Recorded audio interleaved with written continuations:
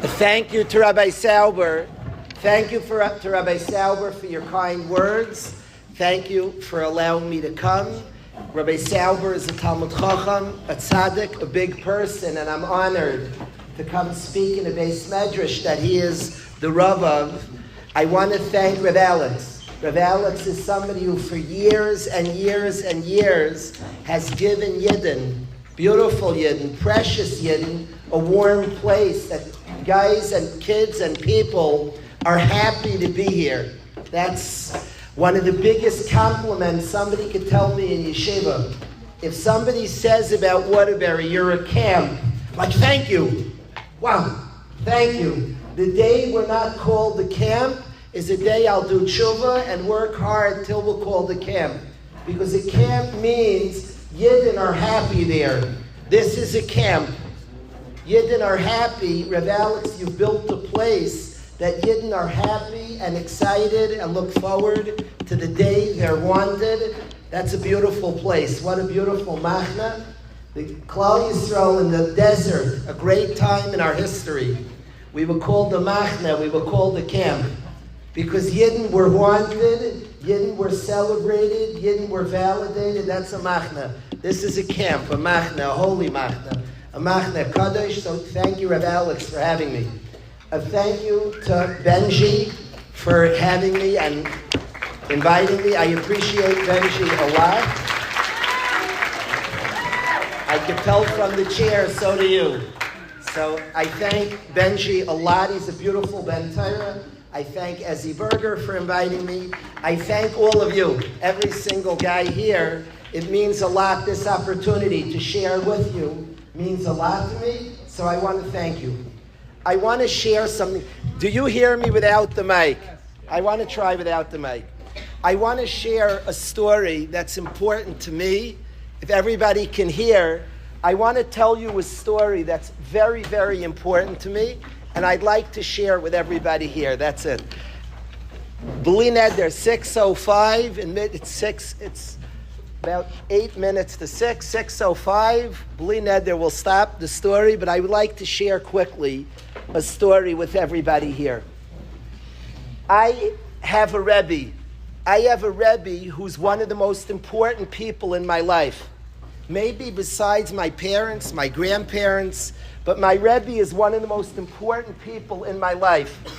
My Rebbe impacted me a lot, and knowing him and being around him and watching him and being close really, really changed my entire life.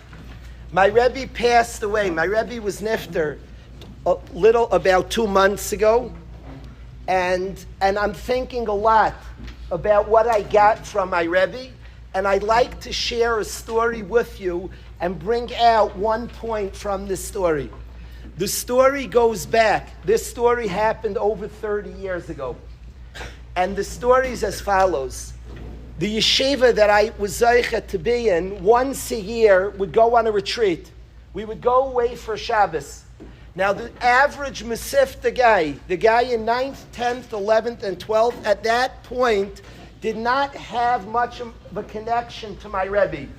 My Rebbe was more involved with the older guys, and in general was involved in raising money for the yeshiva, and involved behind the scenes. The typical guy in yeshiva didn't have a connection to my Rebbe. Not much. Once a year, the whole yeshiva looked forward, as did my Rebbe.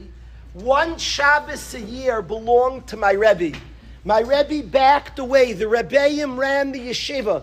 He let people shine. He let people be. He just allowed for the Rebbeim to run the yeshiva. But one Shabbos a year, my Rebbe was the center of the Shabbos. On that retreat Shabbos, it was much further upstate. It was far, far upstate. The Catskills are upstate New York, but much further, hours further, was where the yeshiva would go. And we would have, my Rebbe had a beautiful voice. We would sing with my Rebbe. We would ask questions. There was question and answers with my Rebbe. There was history. He would share stories of greats. Rev Aaron Cutler, who he was very close to. Rav Avram Yafin, who he was very close to, we would really bond and connect with my Rebbe on that Shabbos. It was a Shabbos we would look forward to the whole year. And he would look forward the entire year, once a year. And the Shabbos was magical. I look at a room like this of a lot of special B'nai Torah. We were a large group, and once a year, my Rebbe ran the Shabbos. It was magical. The davenings were sublime. The singing, the Eineg Shabbos would go to the middle of the night singing with my Rebbe. Stories with my Rebbe. It was crazy. Some of the best Shabbos of our lives. Comes one year, going back over 30 years ago, an Erev Shabbos, a Bacher in the yeshiva. It's the retreat week. It's that special Shabbos we all look forward to. And on that Shabbos, a Bacher's appendix burst. And he had to be rushed to the hospital.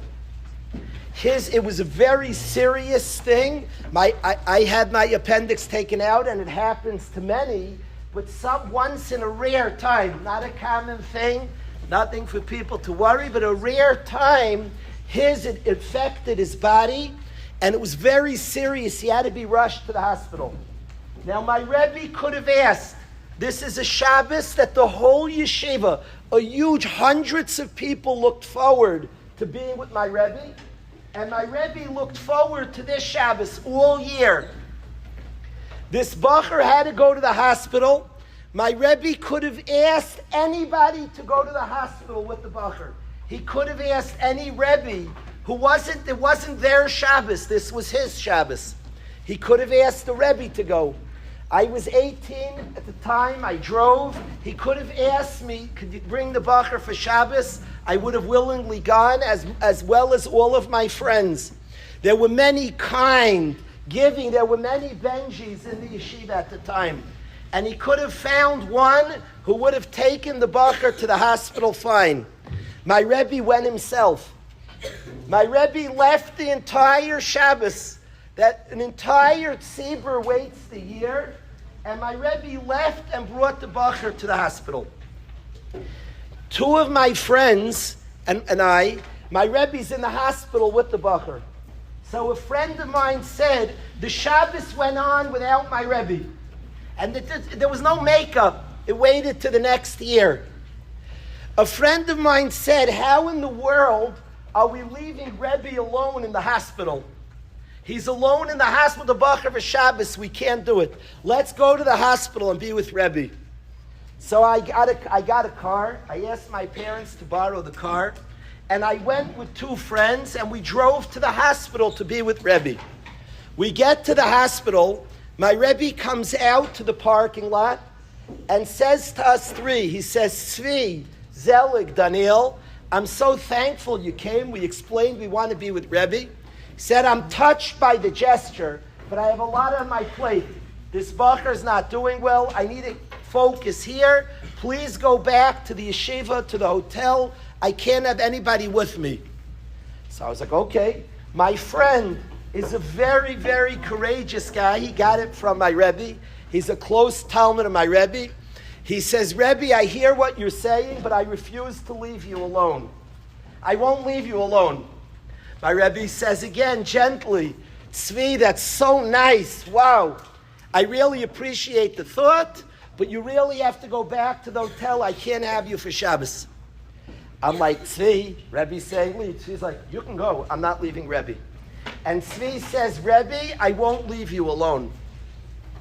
My Rebbe, I only saw him very upset twice in my life. My Rebbe was getting pretty tough. I was was in the parking lot of the hospital. I was begging Tzvi. His only ride back was me. And I said, Tzvi, please come. Zelig was in the middle, wasn't sure what to do. And Tzvi was not leaving. I said, Tzvi, Rebbe's getting upset. Let's go. And my friend Tzvi just said, I'm not leaving Rebbe alone for Shabbos. I'm just not. My Rebbe turns away. You guys figure it out. And walks, he doesn't say anything, walks into the hospital back in. And my friend Tzvi says, bye, Daniel, I'm going in. And he follows my Rebbe in. I figure I can't, Tzvi's going, I drove him there, I'm not leaving him there. And I followed Tzvi and Zelig right in the hospital behind my Rebbe. My Rebbe turns around when we're in the hospital. And at this point, they argued long enough. It was very close to Shabbos. With a beautiful smile, he says, Good Shabbos, Tzvi. Good Shabbos, Zelig. And then the guy in the rear, Good Shabbos, Daniel. We're in the hospital, and the guy, the patient who had hurt his appendix, the guy, there was not the right treatment in this hospital, and they had to airlift this guy to New York for a special surgery. They had to fly him to Manhattan from the hospital. A helicopter came, and they flew the kid to New York. The head of the hospital, a CEO, a lady, comes to us, and she says, you now have to leave. You have to leave the hospital. We smiled. We said, it's Shabbos Kodesh. We can't go anywhere. There was nothing in the vicinity of the hospital. Zero. Any place to walk was out of the tchum. We couldn't go anywhere. So we said, we have to stay here. It's Shabbos, and we won't make any trouble. We won't eat anything. We just have to stay in the hospital. She happened to have been somebody anti-Semitic. I don't say that to every person who's not nice to us. It just, she was taunting. She says, get out of here. You're kicked out. If you don't leave, I'll call the cops. So we said, call the cops. We just can't leave. She calls the police. The police were very nice. And the police listened to us, and they said, we're really sympathetic. We hear what you're saying, but she owns the hospital. Your other choice is we'll arrest you, and we'll bring you to jail. Either you leave or we arrest you. That's your only choice. He was very nice. He said, we'll put you in the car. We said you can't drive. He said, okay, you'll follow our car. Jail or leave. You can't be here. It's trespassing. So we told the cops, okay, we'll leave. Now we had no place to go. There was no leaving. We could stand outside the whole Shabbos. But we can't go anywhere. So we told the cops, we'll go. They said, fine. They left, collect your stuff and go. We went to get our stuff, to gather. We didn't have much, whatever we had. And a doctor comes to us while we're gathering our stuff. He says, I work in this hospital, and if I am caught doing what I'm doing, I'm fired, but I'm going to hide you in my room. I have a 36-hour shift. Today it's illegal. At the time, he had 36-hour shifts to do surgeries and the like, and he has a private room to go to in between surgeries, procedures. He has a room to go to. He tells us that this is my private room. I heard the predicament. You could hide in my room. I beg you, don't walk out of the room. She's tough and doesn't like your kind. And he says, stay in that room and don't come out till we explain to him Shabbos says when it ends. Hide in the room. I spent the room hiding in this doctor's room. It was the greatest Shabbos of my life. Now that Shabbos we had Sudas with no food, but we had Sudas with miras and conversation. It was the best Shabbos of my life. It was my Rebbe, my two friends, and myself locked in a room that we can't come out of or we get arrested. And we spent a very exalted, incredible Shabbos in that room. Late Friday night, the doctor comes in the room. And he says, you're probably wondering, I'm a Gentile, you're Jews. I never met you before. Why would I risk my job? I'm caught, I'm fired. I like working here. Why would I risk my job for you guys? So we said, we were wondering that. It's a pretty big nace. But we're wondering, why'd you risk your job for 4 Yidden you never met? So he said, allow me to tell you why. He said, I'm a doctor here, and I saw when the patient was being airlifted out, I said to one of the other doctors, he's pointed to my Rebbe, he said, I saw this rabbi's warmth. He gave a kiss to the student. And I said to one of the doctors, did you ever see a more loving and caring father in your life? So another doctor said, there was like a tumult in the hospital. He said, he's not a father, he's his principal. He said, I lost my mind. He had said to the doctor, did you ever see such a loving father in your life? The other doctor said, he's not a father, he's a principal. He said, when I heard that man with that love's a principal, I said, whatever these people need, I will do. Then I heard in the hospital you were kicked out, there was a commotion. I said, I'm going to help. He risked his job, and he hit us for Shabbos. I saw many lessons over Shabbos. There was much conversation. It was a life-changing, really one of the great Shabbosos of my life. But what I want to say in Dora Golding, I want to say to everybody here, and the lesson and the deepest lesson I learned, and what I want to close with everybody, you're amazingly quiet, you're an amazing group. I'm impressed. What I want to close and say is I learned from my Rebbe. Big tzibur, a lot of people, look at this room, a lot of people, don't forget the individual. You count. Every one of us matters a lot. Every Yachid, don't overlook one. My Rebbe had a big tzibur, and a lot of people wanted him. And he changed my life that Shabbos. He left the gorgeous Shabbos, and everybody was stunned. What in the world did Rebbe do? And he left the whole huge tzibur because one guy needed him. One guy needed attention and needed focus. He forgot the whole thing for one. And the message to us all in big crowds, we're a beautiful, robust, special nation. Don't forget the individual. Don't forget the one. Everyone counts. Everyone's important. Whatever place we are in our lives, we're Baruch Hashem, a big, beautiful, impressive nation. Don't forget the Yachid. Don't forget the one. That's the message I want to leave you with. Thank you so much for having me, and thank you for listening. Have a wonderful evening.